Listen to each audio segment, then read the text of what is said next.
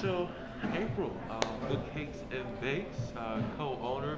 T- you know, it's Pride Month. Talk to me about what this month means to you, as it is a celebration for many people in the LGBT community. But for you personally, what does it mean that uh, your your way of life and how you love is celebrated and recognized? Um, so it's to me, I think it's a wonderful thing that Pride is celebrated and is celebrated more widely now. I appreciate that. But for us, tech really Pride is every day, so it's not just a month for us. It's every day. But it's nice that there's this month of celebration. But I also hope people understand that it's just not a month of celebration. It is a month of remembrance of Stonewall. So we got to remember what this all started from people trying to make sure that their lifestyle, that their way of loving was not silenced, was not being abused. It was more of a reckoning than a celebration at one point. So I just want to make sure people know that part first. It's not just about the colorful flags and celebrating. It's also about the remembrance. Yeah. And what was the journey like for you when we talk about um, Pride Month? What was the journey like for you as far as your love story and, and it coming out? Okay. So I came out to my mother when I was 12, and she said that I was too young to really know what I was talking about. So just wait till you're old enough to date a boy. She made that very clear. Wait till you're old enough to date a boy. So I didn't say anything else again, and then I dated a boy. I got pregnant the first time I had sex. I had my son when I was 16, about to turn 17. Didn't have sex again for a year and a half, had sex again, got pregnant again, so I have two sons.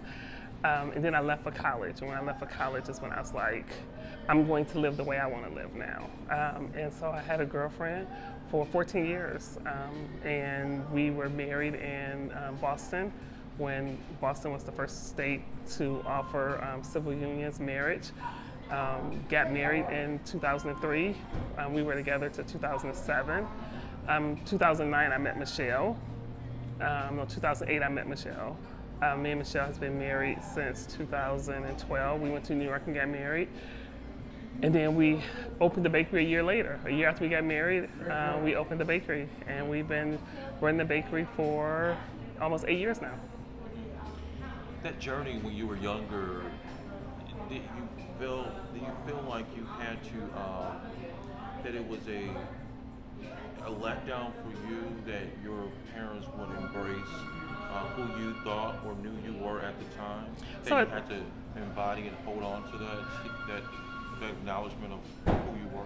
So I'm not going to say that. I'm going to say what I'm going to say is that because I was so young, I assumed my mother knew was best for me, right? But when I finally just came out and decided that that is not what I want, I don't want to be with a man. I know that what I want, that what I love and what I feel comfortable and most appreciated is with a woman. When I told my mother, she was very, very understanding. She was welcoming, no judgment. My father, on the other hand, who was a Southern man, that was not. So he was not hearing it. He was not having it. And I don't think, and after maybe like 10 years, he became acceptance. You know how Black people are. Is we won't talk about it, so it's not really real. So let's not talk about it. I know it.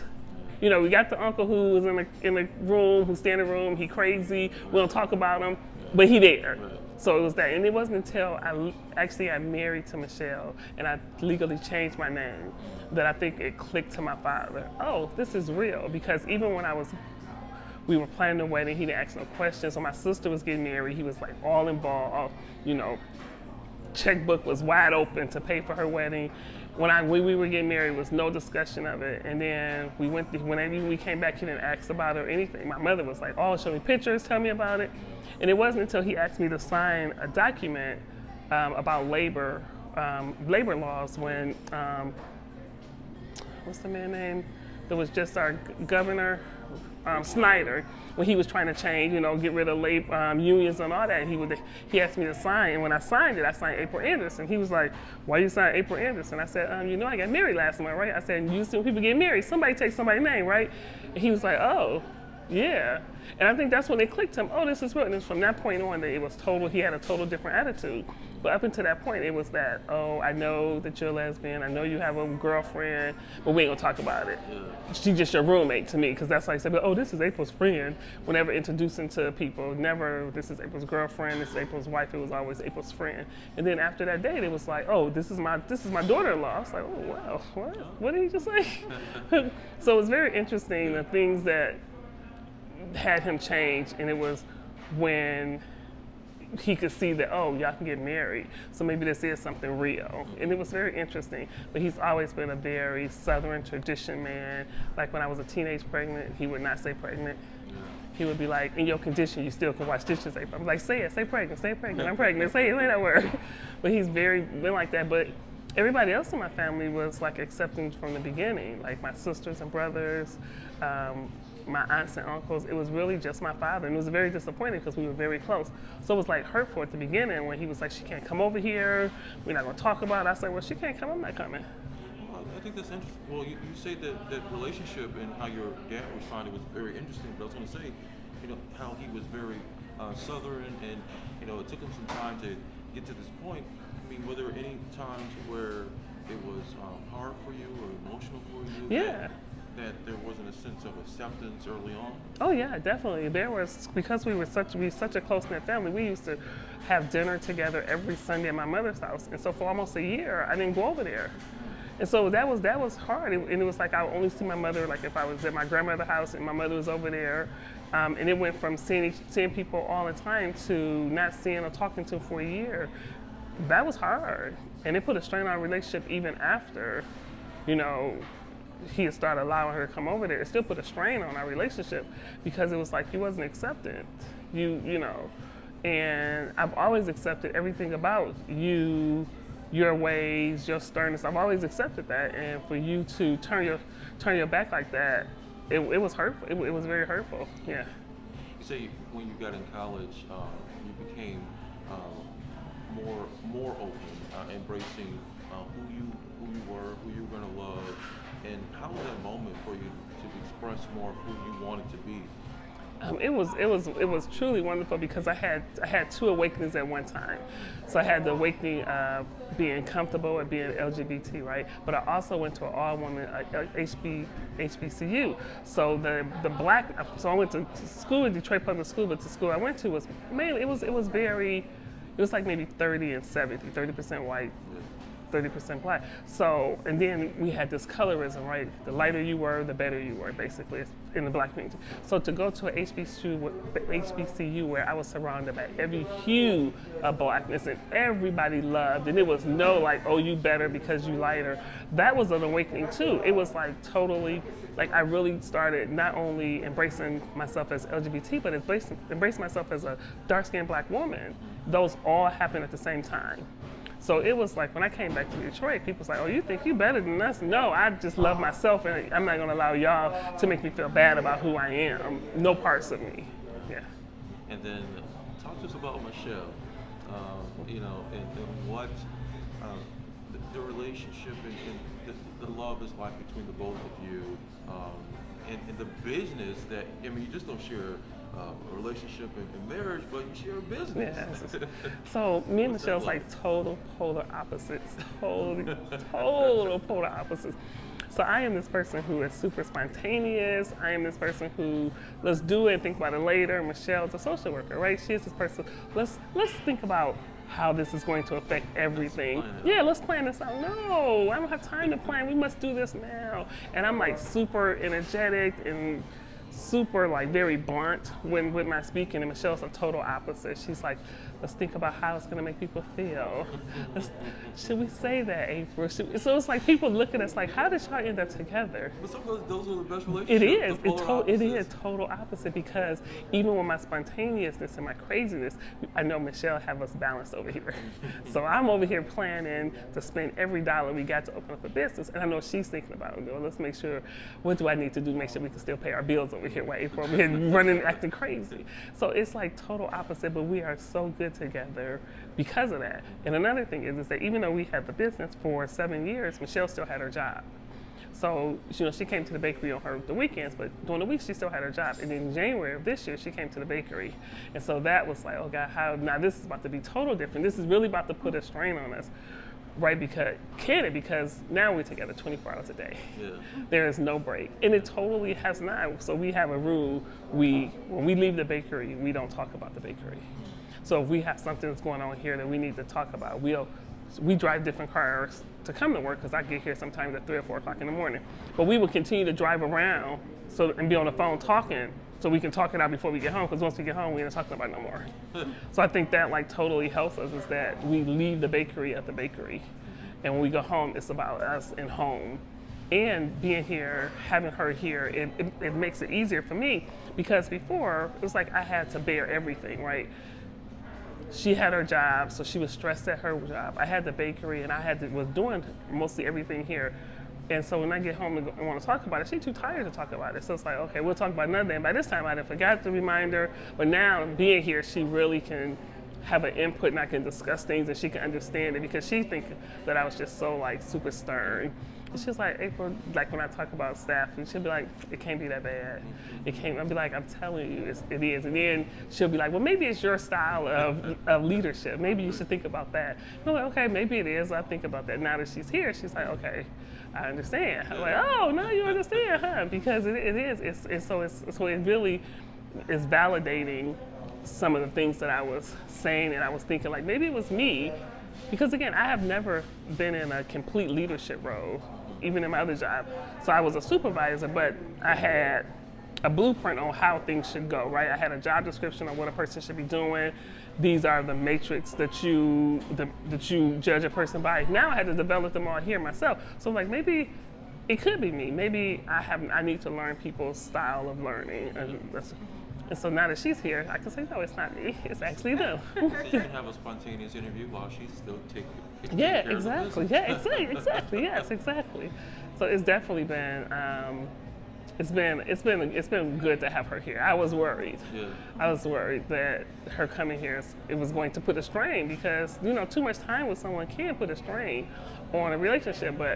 And another thing has really helped us bond and communicate better was the pandemic. I was going to say, The pandemic. put us all Yes, together, it did. right? It did. Because for a while, Michelle, even though we never closed, we was always working at the bakery. We only closed for a month to do the remodeling here. But Michelle's working from home. So like Mondays was my day.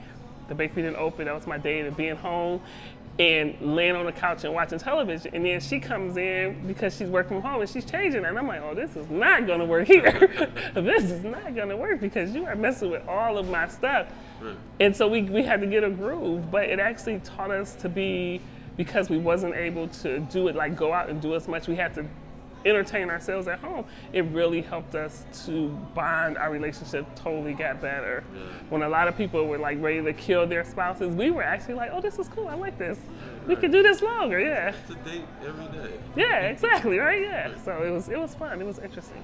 What's your message to other young girls who perhaps were in your position growing up with perhaps a dad or parent who didn't support or wasn't as open to a lifestyle living LGBT? What's your message to other young girls who want to embrace more of who they are and love who they want?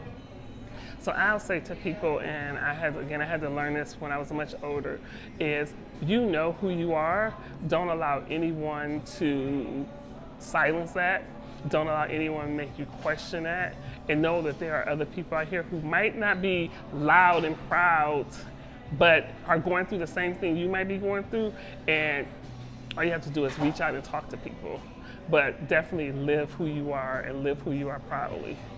That was something that I wish I would have done at an earlier age. I think that some of the decisions in my life would have been different if I was able to be who I wanted to be from the early age of 12 when I knew. Yeah. I just have a last question Yes. for you, April.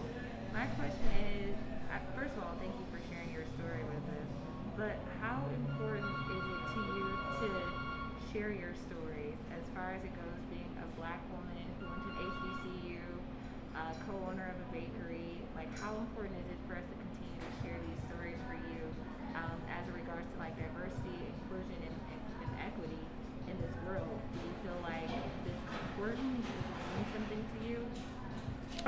I definitely think it's important, and I really think it's important for our Black community. So I'll give you an example. So 2 years ago, I wanted to put 3 years ago, I wanted to put a flag. I wanted to put this pride flag up in our window. And I was talking to another business owner over here, and it's like, oh, I don't know if that's a good idea. You know, this is in Ferndale. You know, you shouldn't do that. That could hurt your business. And so for that year, I didn't put it up because I thought about it, right? And then I was talking to Michelle, and I was telling Michelle about it, and I was like, that's so not who we want to be. We've always made sure that people knew that this was owned, LGBT owned, that we were proud about it. We've had people come in here and ask, like, hey, I've heard this place is LGBT, it's owned by 2 women, and I was like, yep, it is. And it's like, oh, I can't support it. I was like, okay, no problem, we understand. So then 2 years ago, we put the flag up for the first time on June 1st. And I am a numbers person, I have an accounting degree, right? I'm a numbers person.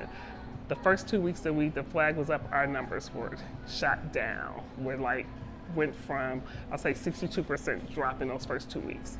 And I had several business owners over here come to me and say, well, take the flag down. This isn't Ferndale, this is not what we do over here. And I was like, no. So now that made me want to keep it up for the whole year, but I only kept it up in June, but it made me want to keep it up for the whole year. But I definitely feel like that having these conversations, especially like through Michigan Chronicle, which is owned and read by a lot of African Americans, it allows people to realize that we exist, we're proud, and for some people, you know, this was instilled in them as a kid that it was a bad thing. If you're friends or if you accept it, then you're going to be condemned. And I think the more conversations people have, the more people can learn. And you can only learn by hearing the stories of LGBT. People really think that it's only about the sex of it, and it's so not about it's not just about it. It's about the love. It's about how you feel as a person. It's about how you feel being with this person, not just sexually. It's emotional. It's connection. It's all of the same things that make you marry a man, marry a woman. What brought y'all together? It's the same thing to bring us together. And I definitely feel like this is something that definitely needs to be talked about more in the Black community.